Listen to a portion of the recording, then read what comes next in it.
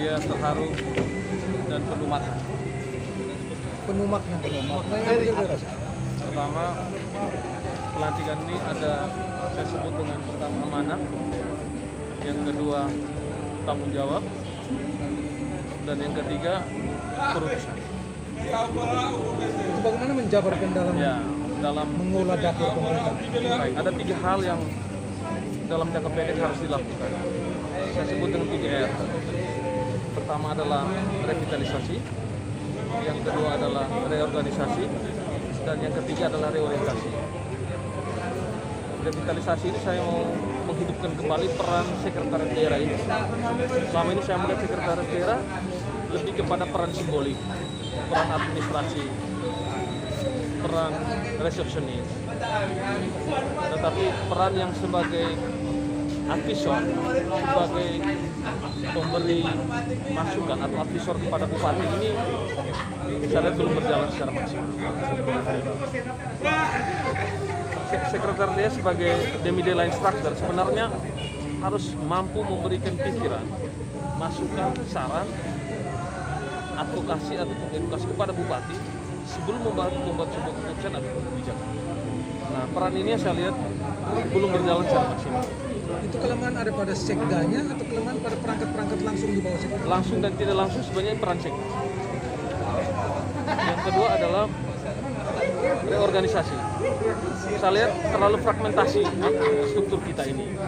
Sebenarnya sebuah ideal struktur yang ada di sekretariat daerah itu menggambarkan struktur yang ada di perangkat daerah.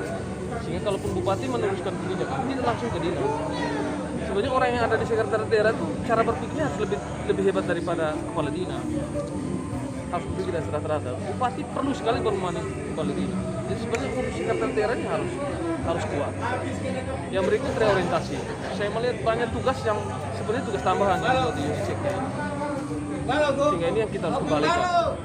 Contoh, tidak bisa seorang di bagian ekonomi urus tugas tambahan adalah mengurus PDN.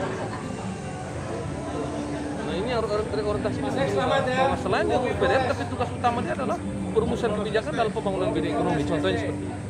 Ya 3 hal itu yang jangka pendek saya harus lakukan. Dan ini nanti konsultasikan kepada bupati. Iya. Dan sepanjang bupati misalnya katakan bupati tidak setuju, saya pikir komunikasi itu harus dibangun supaya menjadi efektif. Pasek di luar 3R tadi. Jadi sebenarnya Misalnya anggaran. Oh ya, anggaran.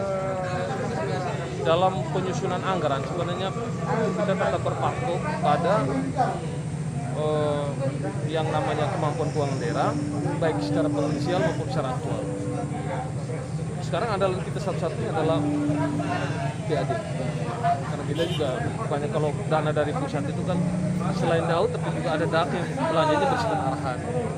Nah, upaya kita untuk meningkatkan PAD ini, saya pikir ini menjadi sebuah PR yang harus terus kita tingkatkan.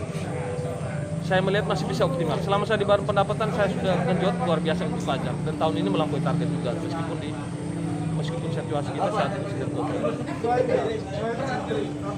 Sesuai arahan Pak Bupati, bahwa kita sudah mulai masuk kepada sistem administrasi yang berbasis elektronik, sehingga meminimalisir ini.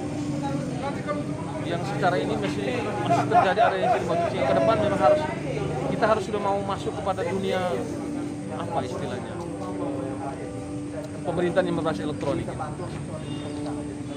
Tapi kalau misalnya sampai dengan terjadi tindakan apa? Ini kalau sebelumnya kan tidak ada tindakan. Saya pikir kalau sudah memakai sistem elektronik, saya pikir ada area-area tertentu yang hanya bupati yang bisa, ada sekda yang bisa, itu diatur. Kalau undang-undang keterbukaan informasi publik, perintahnya kan masing-masing OPD harus punya PPID, punya penyedia informasi. SIKA siap, ini sudah dari 2017, 2014. Ya, saya pikir ini belum. Karena kalau kita lihat sistem indeks e-government kita itu baru 0,9, itu masih sangat kecil.